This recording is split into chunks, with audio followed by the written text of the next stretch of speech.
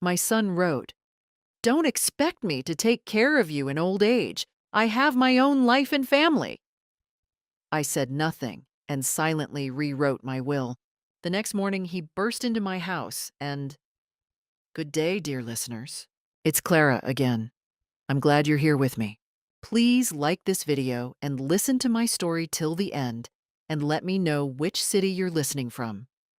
That way, I can see how far my story has traveled. My name is Margaret Ellen Whitfield, and I am 71 years old. I have lived in the same house on Clover Creek Road for 38 years. The white colonial with the green shutters and the rose bushes. My late husband, Gerald, planted the spring before he died. People on our street knew that house. They knew me. They knew the smell of my apple pie drifting through the screen door on Sunday afternoons, and they knew the sound of my wind chimes when the Tennessee breeze came through in October. That house was not just a building. It was the proof that I had lived, that I had loved, that I had survived. Gerald died 11 years ago. Pancreatic cancer, 14 weeks from diagnosis to the last breath. After that, it was just me and the memory of everything we had built together. The savings, the property, the small rental house on Birchwood Avenue that Gerald had purchased as an investment in 1998. We had no daughters. We had one son, Daniel. For a long time, I told myself that Daniel was a good man who had simply become busy. That is what mothers do. We translate neglect into busyness, indifference into stress, coldness into exhaustion. Daniel was 44 years old, worked in commercial real estate in Nashville, and had been married for 9 years to a woman named Tara. Tara was polished in the way that certain women are polished. Smooth surface, no warmth underneath. She wore expensive blouses and spoke about money the way other people speak about the weather. Constantly, casually, as though it required no particular sensitivity. They had 2 children, my grandchildren, Mason, 7, and Lily, 5. I adored those children, and that adoration, I would later understand, was used against me like a key in a lock. The first thing that should have warned me happened 2 Christmases ago. I had prepared the house for the holiday, the tree, the stockings, the dinner that took me 2 days to cook. Daniel and Tara arrived 3 hours late. Tara walked through the front door, glanced around the living room, and said, without lowering her voice, "Daniel, we really need to talk about this house. The upkeep alone must be costing her a fortune." She said it as though I were not standing 4 feet away, as though I were already gone. I said nothing. I served the dinner. I watched Tara cut Lily's turkey and speak to Daniel in that low, deliberate way she had, the way that meant a conversation had already happened, privately, before they arrived. The second warning came in the spring. Daniel called me on a Tuesday evening, unusual because Daniel rarely called without a reason attached to it, and asked very casually whether I had ever considered a reverse mortgage on Clover Creek Road. I asked him why. He said he was just thinking about my financial security. I said my financial security was fine. There was a pause. Then he said, "Mom, you should be realistic about the future." I told him I was very realistic. We hung up. After that call, I began to notice things I had previously explained away. The way Tara always steered conversations toward the rental property on Birchwood Avenue. The questions about my will, never direct, always wrapped in concern. "Have you updated your documents, Mom? You really should have everything in order." The way Daniel began to visit more frequently that summer, but each visit felt less like a son checking on his mother and more like an inspection. I was not a foolish woman. I had taught high school English for 26 years. I had read enough literature to recognize the shape of a story while it was still forming. But I still was not prepared for what came in September. It was a Sunday evening. The light was going amber through the kitchen window, the way it does in Tennessee in early fall. I had made soup, chicken, and wild rice. And Daniel had come over alone, without Tara or the children. We sat at the kitchen table, and for a few minutes it felt almost like it used to, like he was still just my son. Then he put down his spoon. He looked at me across the table, and his face changed. Not into cruelty, exactly, but into something harder, something decided. And he said the words that I will never forget for the rest of my life. "Mom, I need you to understand something. Don't you dare count on me in your old age. I have my own life. I have my own family. What happens to you is not my responsibility." The kitchen was very quiet. The soup was still warm. Outside, a car passed slowly on Clover Creek Road. I did not answer him. I looked at my son, at the face I had held in my hands the day he was born, and I said nothing at all. I simply nodded, once, and looked back down at my bowl. He left 20 minutes later, seemingly satisfied that he had handled something efficiently. The door clicked shut behind him, and I sat alone at my kitchen table until the soup went cold. That night, I slept very little. But by morning, I knew exactly what I needed to do. I woke at 5:15 that Monday morning to the sound of the mockingbird that lived in the oak tree by the back fence. Gerald had loved that bird. He used to say it was the most honest creature in the neighborhood because it never pretended to be only one thing. I lay still in bed for a long while, looking at the ceiling. My chest felt heavy, not from grief exactly, but from the particular exhaustion of finally seeing something clearly that you had been avoiding for a very long time. I thought about money first, because money was what this was actually about. Gerald had left everything to me, and everything was not insignificant. The house on Clover Creek Road had been appraised the previous year at $412,000. The rental property on Birchwood Avenue brought in $1,400 a month and was valued at around $220,000. My savings, the combined result of Gerald's life insurance, 30 years of careful living, and my own teacher's pension, sat in accounts totaling just over $180,000. I also had Gerald's old truck, my own car, and the contents of a house filled with 38 years of accumulated life. In total, I was sitting on assets worth close to $800,000. And my son had just told me, to my face, at my kitchen table, that I was not his responsibility.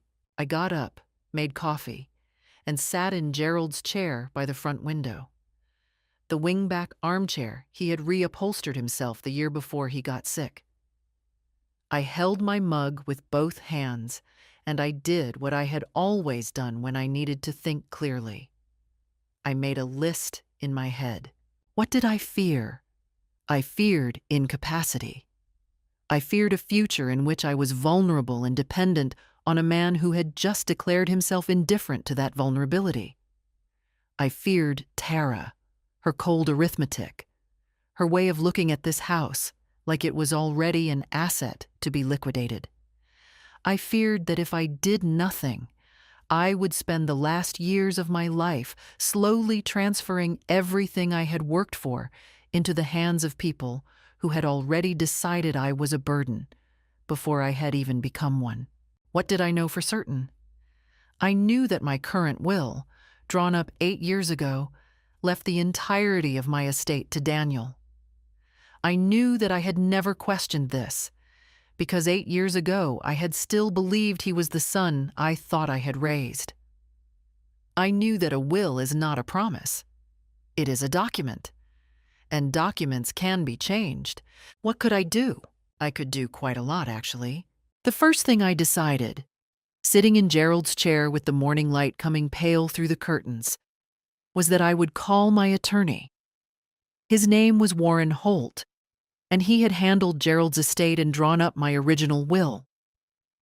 He was 70 years old, semi-retired, absolutely trustworthy, and he had known me for 15 years. I would call Warren, and I would ask him to review my options.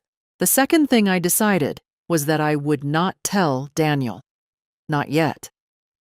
Not until everything was in order and there was nothing left to argue about. The third thing, and this one came to me slowly, like something surfacing from deep water, was that I would not simply rewrite my will to exclude Daniel and leave it blank. I would rewrite it with intention. I would think carefully about who deserved what I had built, and I would make choices that reflected my actual values, not the obligation I had simply inherited by being someone's mother. I thought about the people in my life who had shown up without being asked. My neighbor Dorothy, who had brought groceries to my door during the worst week of my grief after Gerald died, and never once mentioned it again. My former student James, who had grown up to work with a local literacy nonprofit, and who called me every few months just to say hello and to tell me which books he was reading. My church, which ran a food pantry every Thursday morning and never seemed to have quite enough. My niece Claire, Gerald's sister's daughter, who was 37, raising 2 kids alone after a divorce, working as a nurse, and who had sent me a handwritten birthday card every single year without fail. These people existed. They were real, and they had never once looked at me and calculated my net worth. By 8 o'clock that morning, I had finished my coffee and my thinking. I was not hysterical. I was not bitter in the burning, poisonous way. I was something quieter and more durable than that. I was decided. I picked up the phone and called Warren Holt's office. His assistant, a cheerful young woman named Patrice, told me Warren had an opening Thursday at 2 o'clock. I said Thursday at 2 was perfect. Then I went to the kitchen, poured myself a second cup of coffee, and began for the first time in months to feel something that surprised me with its steadiness. I felt calm. Thursday came with the kind of steady gray sky that Tennessee sometimes produces in September.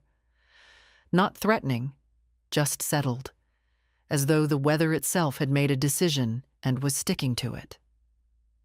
I dressed carefully. Not formally. I was not going to court.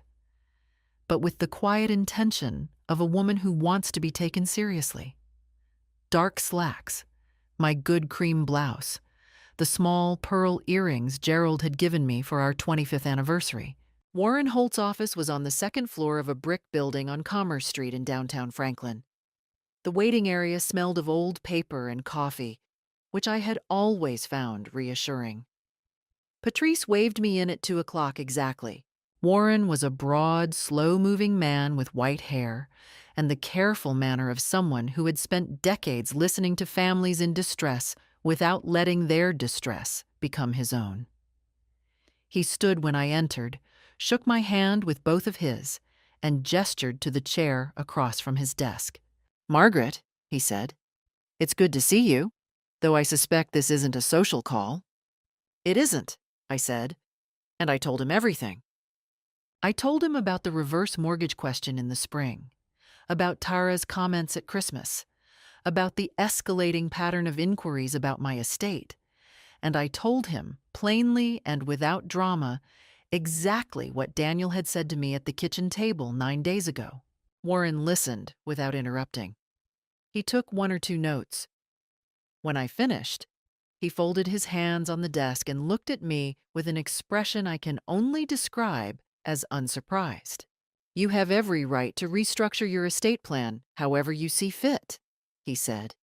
"In Tennessee, you are under no legal obligation to leave anything to an adult child. Your assets are yours. The will reflects your wishes, and your wishes have apparently changed." "They have," I said. We spent the next 90 minutes going through my options in detail. Warren explained the mechanics clearly. What changes I could make to the will itself, what assets I might want to place in a living trust to ensure they transferred outside of probate, whether I should consider naming a non-family executor to remove any potential for contestation. He was thorough and unhurried, and when we were finished, I had a clear picture of what the next steps would look like. I left his office at 3:40, with a folder of notes and an appointment to return the following Tuesday to sign revised documents. On the drive home, my phone rang. It was Daniel. I let it go to voicemail. He called again 20 minutes later when I was pulling into my driveway. I let that one go as well. The messages I listened to inside the house with my coat still on. The first message was casual, almost artificially so. "Hey, Mom, just checking in. Give me a call when you get a chance." The second was less casual. "Mom, I ran into Warren Holt's assistant today at the coffee shop on 5th. Patrice, she mentioned you had an appointment. Is everything okay? Call me." I stood in my hallway and replayed that second message twice. Franklin was a small town. That was simply true, and I could not hold it against Patrice for making innocent conversation. But Daniel's reaction to the information, the speed of it, the second call, the careful phrasing, told me something important. It told me that he understood immediately what a visit to an estate attorney might mean, which meant he had been thinking about my estate all along. I did not call him back.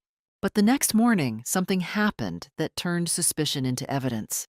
I had given Daniel a spare key to my house years ago for emergencies. I had never thought twice about it.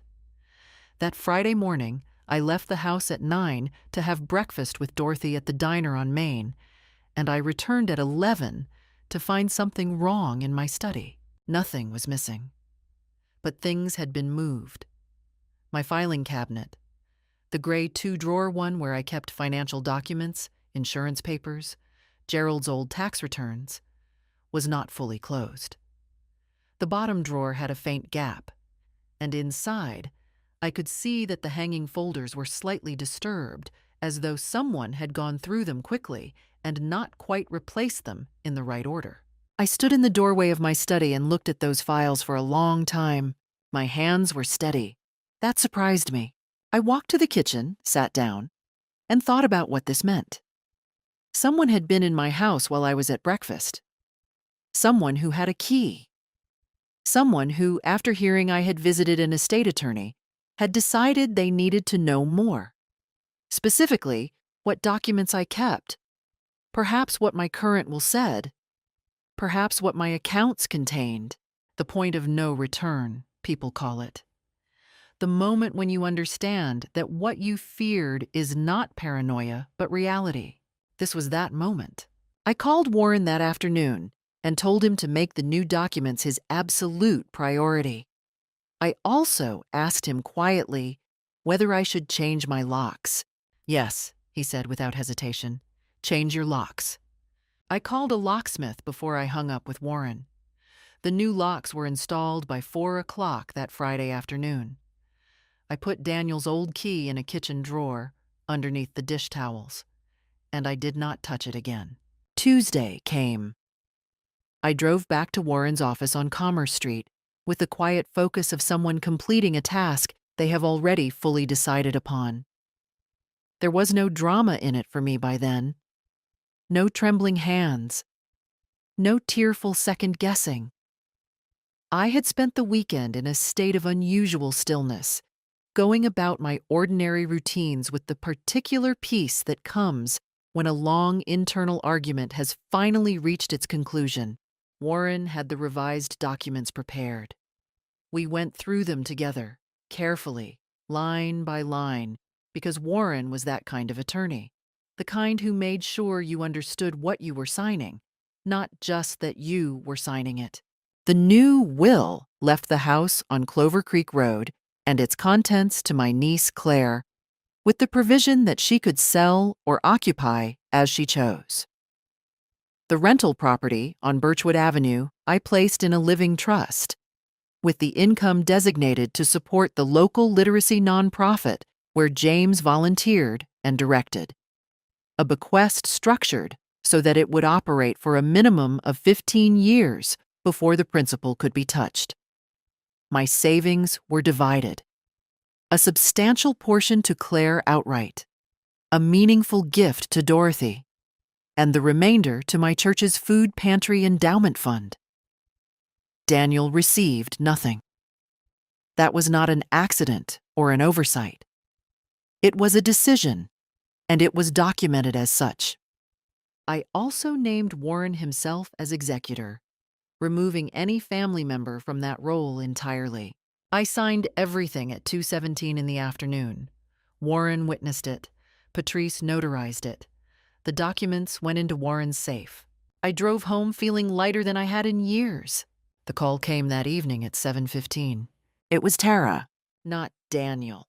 Tara. Which told me something right away about who was actually managing this situation. Her voice was controlled, but there was an edge underneath it, like a table with one leg slightly shorter than the others. She said she and Daniel were concerned about me. She said they had heard I had been meeting with an attorney, and they were worried I might be making decisions that I would regret. She said, and I noted the exact phrasing, that any changes I made to my estate planning could create serious complications for the family going forward. I let her finish. Then I said calmly, "Tara, I appreciate your concern. My legal affairs are in order. Good night." I ended the call. 20 minutes later, Daniel called. His tone was different from Tara's. Less polished, more pressured, the way he used to sound when he was a teenager who had done something wrong and was trying to argue his way out of it. He said he needed to come over and talk. I said that wasn't necessary. He said he was worried about my mental state. I said my mental state was excellent. He said that elderly people sometimes made financial decisions that didn't reflect their true intentions, and that he was only trying to protect me. I recognized this immediately for what it was: the beginning of a narrative, a story being constructed about my competence. And I felt the first cold edge of genuine alarm. But I did not let him hear it. "Daniel," I said, "I am 71 years old and I taught English for 26 years. I understand language very well, including the language people use when they are trying to build a case. Don't call me again tonight." And I hung up. The next morning, Daniel arrived at my door at 8:45. He knocked. I did not answer. He tried his key and found, of course, that it no longer worked. He knocked again, louder. I stood in my hallway, 6 feet from the door, and did not move. "Mom?" His voice through the door was tight. "Mom, I know you're in there. Open the door. We need to talk." I said, clearly and loudly enough for him to hear, "If you have something to say to me, you can call Warren Holt. He is my attorney and my executor. Good morning, Daniel." There was a long silence.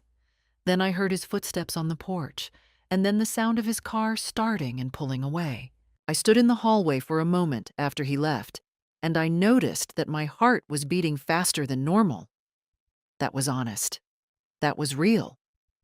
He was still my son, and standing 4 feet away from his voice while refusing to open the door was not a small thing. But I had done it. I called Dorothy that afternoon and asked if I could come for dinner. She said, of course, immediately, without asking why, which was one of the 10,000 reasons I loved her. I spent the evening at her kitchen table eating roast chicken and talking about her garden and her grandchildren and a novel she had just finished. And by the time I drove home that night, I felt like myself again. I gave myself the rest of the week. I read. I tended my rose bushes. I sat in Gerald's chair in the mornings. I let myself be quiet for a few days before whatever came next. The following week on a Wednesday, I received a card in the mail. A card? Not an email, not a text, but an actual card in a cream-colored envelope, addressed in Tara's handwriting. The front had a photograph of autumn leaves. Inside, in Tara's neat, controlled script, it read, "We have been thinking about you and we miss you. We would love to take you to dinner this weekend, just the 4 of us, you, Daniel, and the children. Lily has been asking for her grandmother. We hope you'll let us make things right. With love, Tara and Daniel." I read it twice. Then I set it on the kitchen counter and made myself a cup of tea. Lily asking for her grandmother. I want you to understand what that sentence was designed to do. It was designed to locate the one pressure point that I had not yet fully armored: my grandchildren. Mason and Lily were not responsible for any of this. They were 7 and 5 years old. They were innocent of everything. And Tara knew, she had always known, that they were the door through which I could be moved. I thought about Lily's face, her gap-toothed smile, the way she called me Grammy Maggie and insisted on sitting in my lap even when she was technically too big for it. I sat with that feeling for a long while. I did not push it away or pretend it wasn't there. That would have been dishonest, and I had decided some time ago that I was going to be honest with myself about everything from this point forward. Then I thought about something Warren had said to me in our first meeting. Margaret, people who have decided you owe them something will use whatever door you leave open. The card went into the recycling bin. I did not call, I did not write back, I did not accept the dinner invitation. 2 days later, Daniel texted me directly. The message was longer this time, and it had shifted register. Instead of pressure, it offered apology. He said he had spoken harshly. He said he was under a lot of stress at work. He said he hadn't meant it the way it sounded, and that, of course, he cared about me. He said he would like to come over, alone, just to talk, just the two of them. No agenda. No agenda. I had been a teacher for 26 years. I knew what it meant when someone told you there was no agenda. It meant there was very much an agenda. I replied with 4 words. I'll be in touch. I was not in touch. What I did instead was this. I called James. James Cooper was 39 now. And when I had taught him sophomore English at Franklin High, he had been a quiet boy who read everything and said very little in class, but left essays on my desk that I still thought about decades later. We had stayed loosely connected over the years, occasional emails, those phone calls every few months. I called him that Thursday and asked if I could come see the literacy center where he worked. He said he'd love that. He said Friday morning was perfect. The center was on a side street downtown, 3 rooms in a converted storefront with a small library, a reading corner for children, and a volunteer tutoring program for adults who were working toward their GED. James gave me a tour with the quiet pride of someone who has built something real and knows it. We had coffee afterward in the little office in the back, and I told him, not everything, not the legal specifics, but the shape of it, that I was making some changes to how I wanted my assets to be used after I was gone, and that his organization was part of those plans. James was quiet for a moment. Then he said simply, Miss Margaret, you don't have to do that. I know I don't have to, I said. That's why I want to. He didn't make a speech about it. He didn't become overwhelmed or effusive. He just nodded and said thank you, in the way that people say thank you when they mean it entirely. And that was enough. On the way home, I stopped at Claire's apartment. She was between shifts at the hospital, still in her scrubs, feeding her 2 kids, Owen, 9, and Sophie, 6. A very rushed lunch of grilled cheese sandwiches. I sat at her small kitchen table and watched the ordinary chaos of her afternoon.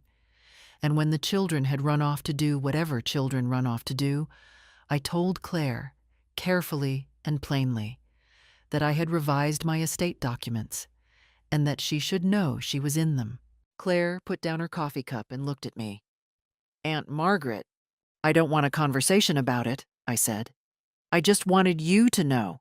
You've always shown up. That matters. Her eyes filled.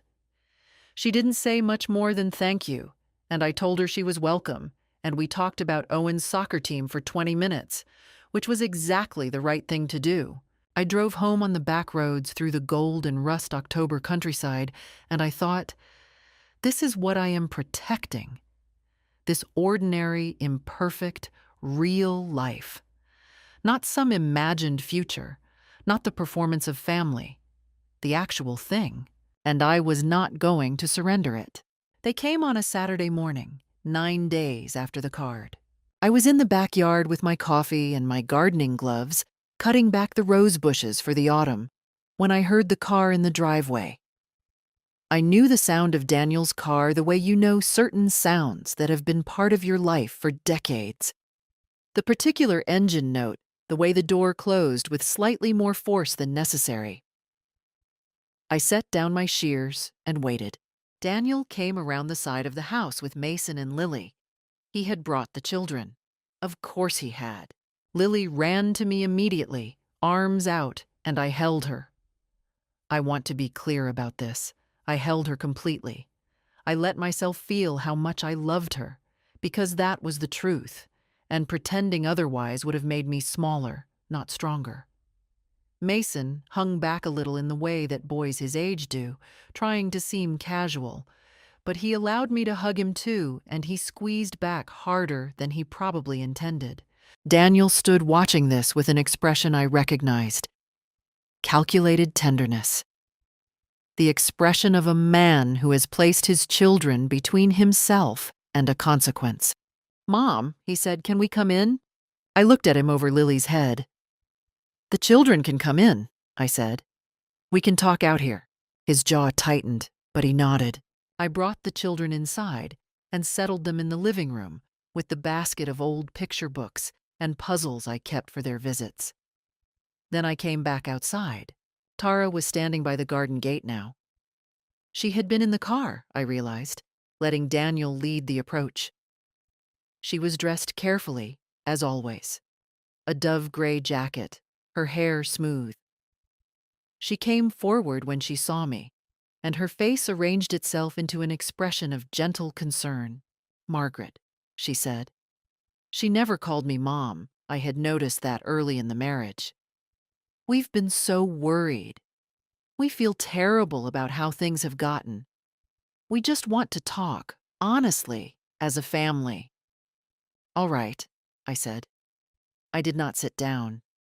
I stood near the rose bushes with my gardening gloves still in my hand. What followed was approximately 40 minutes of the most artful manipulation I have ever personally witnessed, and I have read a great deal of literature. Tara spoke first and longest. She acknowledged that Daniel had said something hurtful. She framed it as a moment of weakness under stress. His firm had been going through restructuring, she explained, and he had been carrying a great deal of pressure that he hadn't known how to express. She said that of course they intended to be there for me as I got older, that family was everything to them, that none of this reflected how they truly felt.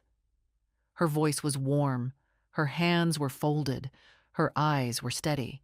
It was, I thought, an excellent performance. Then she shifted, almost imperceptibly, to the point of the visit. She said she understood I had met with my attorney recently, and she said she hoped I hadn't made any, her word, drastic decisions under emotional distress. She said that estate planning done in a moment of pain sometimes created complications that couldn't be undone. She said that she and Daniel only wanted to make sure I had thought everything through clearly, with a full picture of what my choices might mean for the family. There it was. Daniel nodded along to everything Tara said, with the earnest agreement of a man who has been thoroughly briefed. And then he added something of his own, something that struck me as more genuinely felt than anything Tara had scripted. He said he remembered how hard I had worked my whole life. He said he remembered sitting at that same kitchen table as a boy, watching me grade papers late into the night. He said he didn't want to see everything I had built go to strangers. I looked at him for a long moment. There was, somewhere deep in that speech, a real son. I could hear him in there, behind the argument. That was the most painful part of the whole 40 minutes. Not Tara's performance, but Daniel's accidental sincerity. It would have been easier if there had been nothing left to grieve, but grief and resolution are not mutually exclusive. I had learned that much. Daniel, I said quietly, the people I have chosen are not strangers. They are people who showed up. The distinction matters. He looked away. Tara, sensing the moment was slipping, tried a final approach. She mentioned, with careful casualness, that Bradley Foss, their attorney, had advised them that certain estate changes made under demonstrable emotional distress could potentially be revisited. She said she wasn't threatening anything. She just wanted me to understand my options. I let the silence sit for a beat after she finished. Tara, I said, you have given a very thoughtful speech.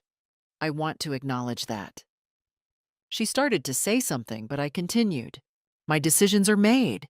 They are legal, they are final, and they have been witnessed and notarized.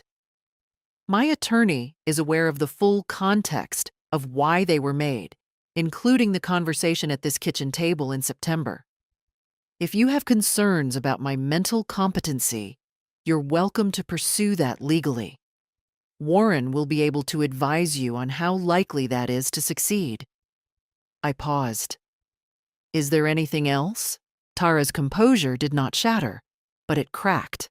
A small, visible cracking, like a plate that has been dropped and not yet broken. Her smile went slightly wrong at the edges, Daniel said, his voice strained. Mom, you are making a serious mistake. I've made my assessment, I said. Thank you both for coming. I went inside. I gathered Lily and Mason, held them each for an extra moment, and watched from the doorway as Daniel buckled them into the car. Tara walked to the passenger side without looking back at me. The car backed out of the driveway and was gone. I stood in my hallway alone, and I noticed something. My hands were trembling slightly. Not from weakness, I want to be precise about that, but from the particular physical aftermath of sustained tension, the body releasing what the mind had been holding still.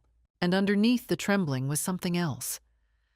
A deep, clear, almost mineral steadiness. The fear was real, but it was not larger than my resolve. It was smaller. 2 weeks after that Saturday, Warren Holt called me. Margaret, he said, I've received a letter from an attorney named Bradley Foss, representing your son Daniel and his wife. They are requesting access to your recent estate documents on the grounds that they have concerns about your testamentary capacity, meaning your ability to make legally sound decisions. They're suggesting that your revisions were made under psychological duress and may not reflect your genuine intentions. I was sitting in Gerald's chair. I looked at the morning light on the far wall for a moment. What do you need from me? I said. I'd like you to come in, Warren said. And I'd suggest we also arrange for a brief cognitive assessment with your physician, Dr. Harmon, as a precautionary measure.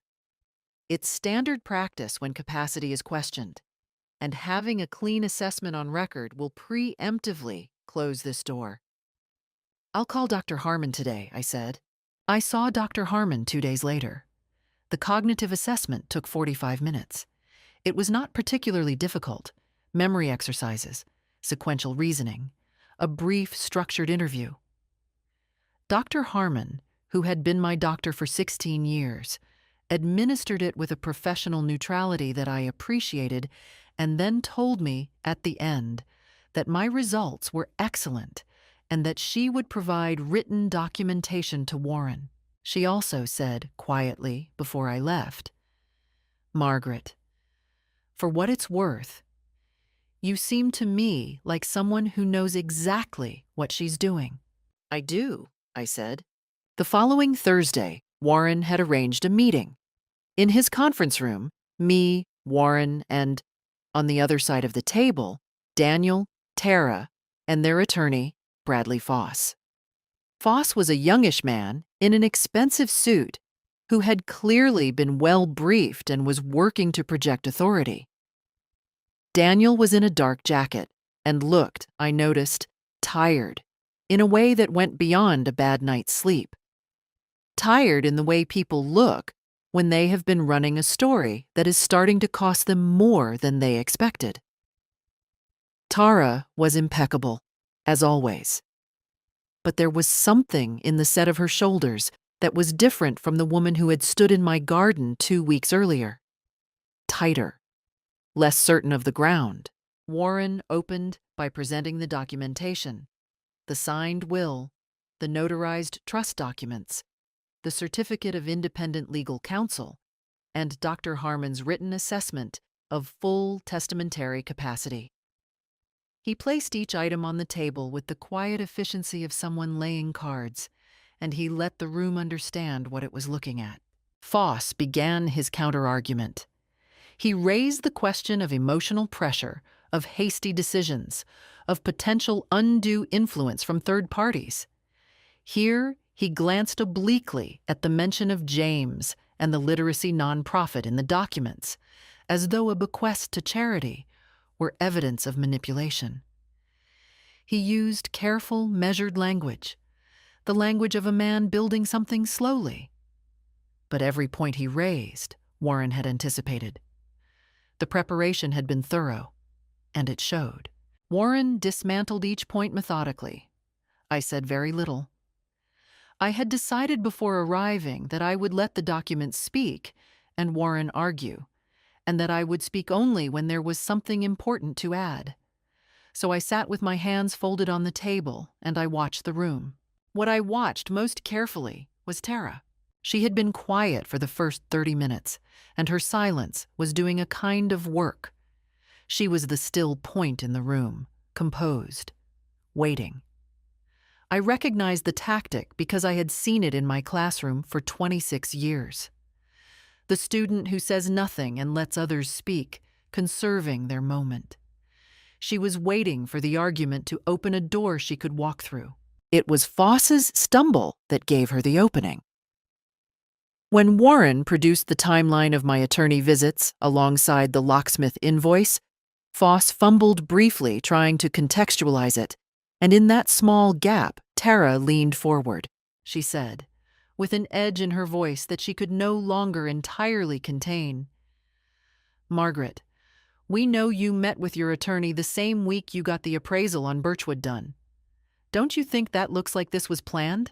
The room went quiet in the way that rooms go quiet when something irreversible has just been said. Warren looked at Tara. Foss looked at Tara. Daniel closed his eyes briefly, not dramatically, just a single slow blink, the expression of a man who has just watched something he cannot take back. Because the appraisal on Birchwood Avenue had been done privately through a firm I had contacted on my own, communicated only to my personal cell phone. I had told no one. There was no way to know about it unless someone had gone through my files.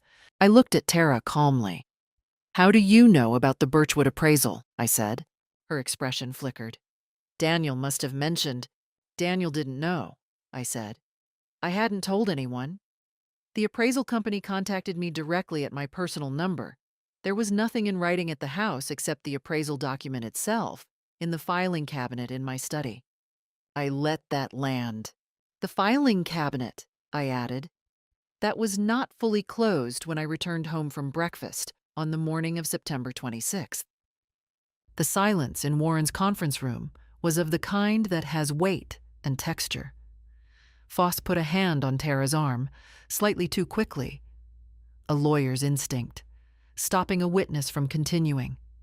Daniel was looking at the table with the fixed attention of a man who has discovered that the floor is less solid than he believed. Tara said nothing more. The performance was over. What was left in her place was something stripped of its finish, defensive, cornered, small in the way that people who have operated through manipulation become small when the manipulation stops working. For the first time since I had known her, Tara looked her actual age. Warren said, in a tone of absolute composure, "Margaret, would you like to note for the record that this exchange confirms unauthorized access to your private documents, consistent with the filing cabinet incident and the changed locks you reported to me in September?" "Yes," I said. "I would like that noted." Foss called for a brief recess. He spent 4 minutes in the hallway with Daniel and Tara. When they came back, his manner had changed entirely. The architecture of authority he had walked in with was gone, replaced by the careful neutrality of a man managing a retreat. He said they would be withdrawing the challenge to testamentary capacity. He said his clients wished to resolve the matter privately. I said there was nothing left to resolve. I gathered my things, thanked Warren, and walked out of that conference room into a clear October afternoon with the firm and final knowledge that the hardest part was over. Warren followed up with a formal written response to Bradley Foss's firm that same afternoon, citing the complete documentation and noting explicitly that any further attempts to challenge the will on capacity grounds would be met with a full accounting of the September break-in, including the disturbed filing cabinet and the timeline confirming Daniel had a key. The letter was precise, factual, and absolute in its implications without being theatrical. That was Warren's particular gift. Bradley Foss did not respond. The challenge was officially withdrawn in writing 3 days later. I will be honest. I waited for some secondary consequence, another approach, another strategy. People who have operated through pressure rarely give up cleanly. But in the days that followed, the silence from Daniel and Tara was complete. I understood why.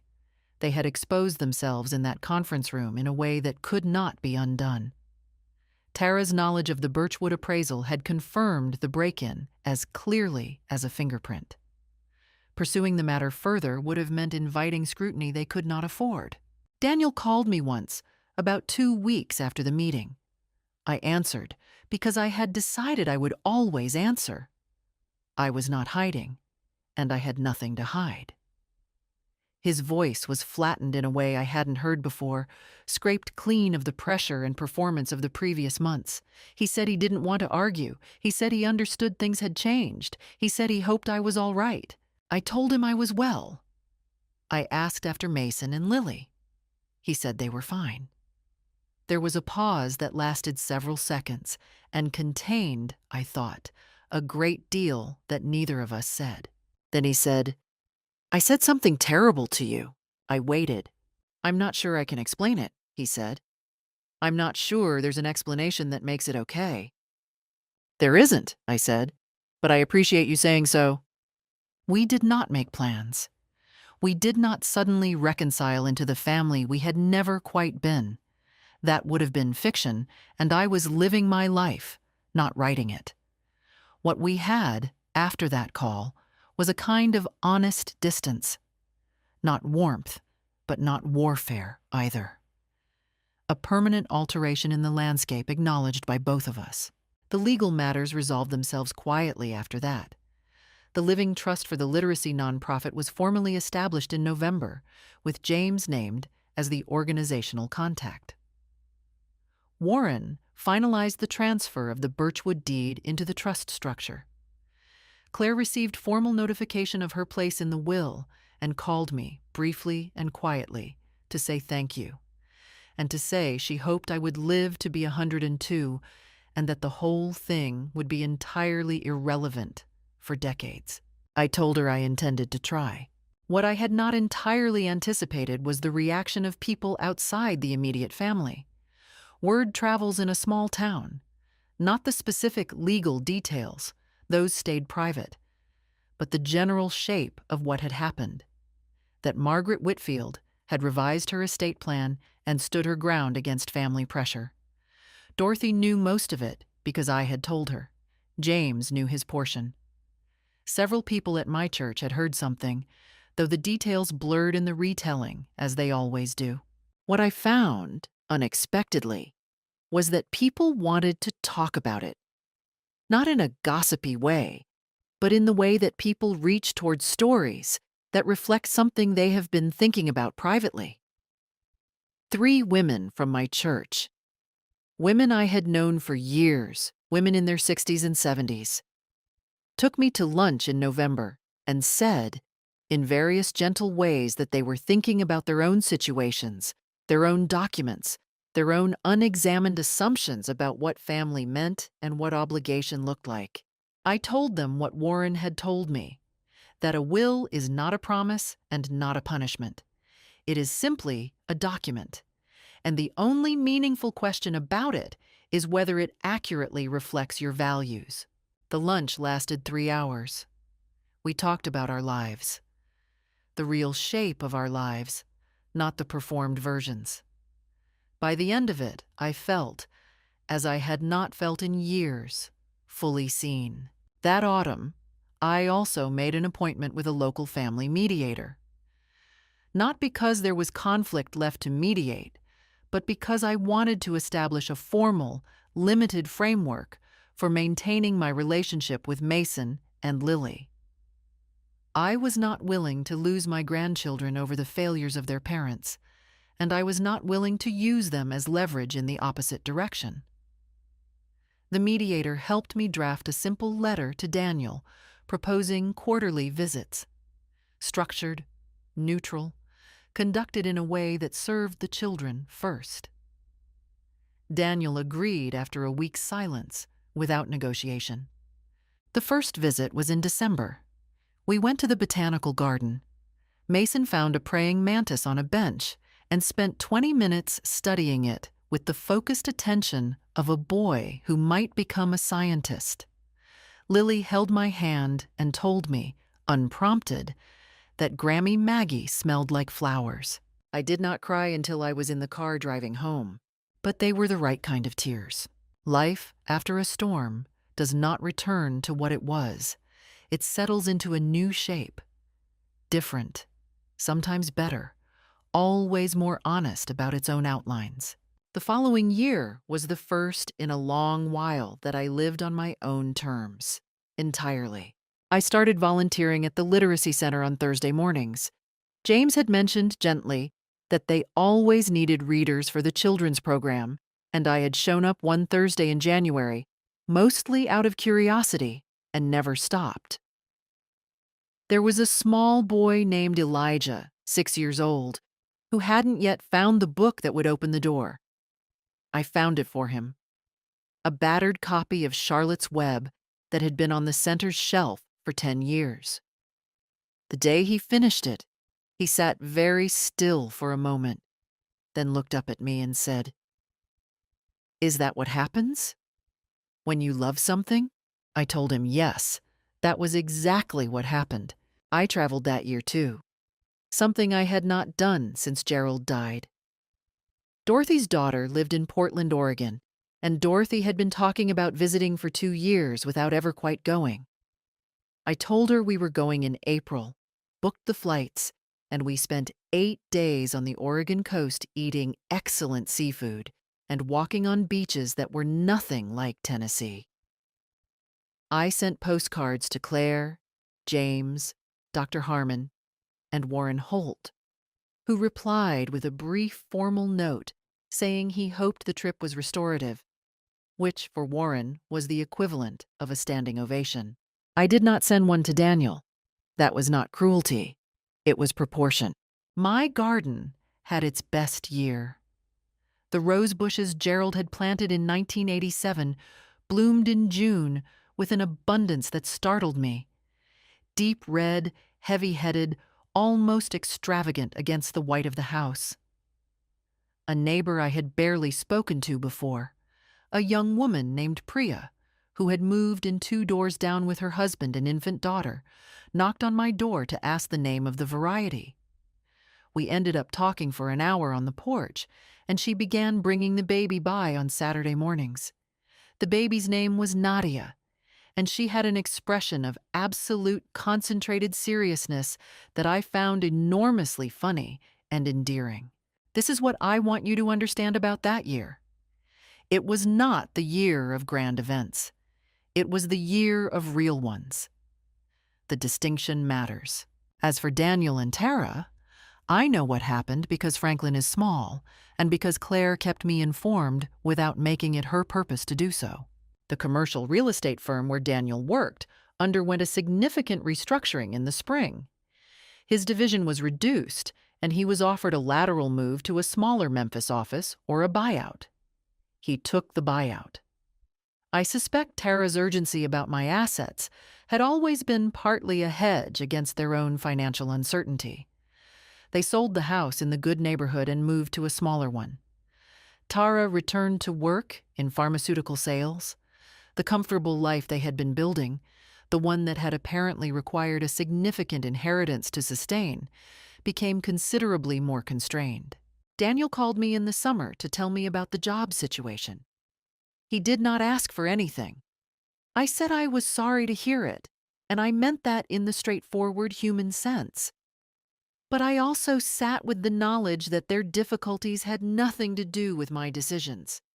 They were the product of choices they had made, a life constructed on assumptions that had not held. They were not victims of my will. They were the product of their own. Mason and Lily came to visit in the summer, alone for the first time. Daniel dropped them off on a Friday, and I had them for the weekend. We baked. We built a birdhouse from a kit Mason had chosen. Lily lost a tooth at my kitchen table and was enormously proud of this, and we placed it carefully in a small envelope for the tooth fairy with all the solemnity the occasion required. Those 2 days were among the best I had that year. I am 72 years old now, and I live on Clover Creek Road, and the mockingbird is still in the oak tree by the back fence. In the mornings, I sit in Gerald's chair with my coffee and listen to it cycle through its repertoire: cardinal, wren, sparrow, something unnamed. And I think that Gerald was right about that bird. It is honest. It never pretends to be only one thing. I have tried, in the past year, to be the same. They say family is everything. I used to believe that without questioning it. Now I believe something more precise. Love is everything. Family is just a word for who you were born near. What I learned is this: your life, your home, your choices belong to you alone. No one is owed them simply because they share your name. If your child told you what mine told me, what would you have done? Would you have stayed silent? Or would you have picked up the pen? Tell me in the comments. And if this story stayed with you, please share it. Thank you for listening.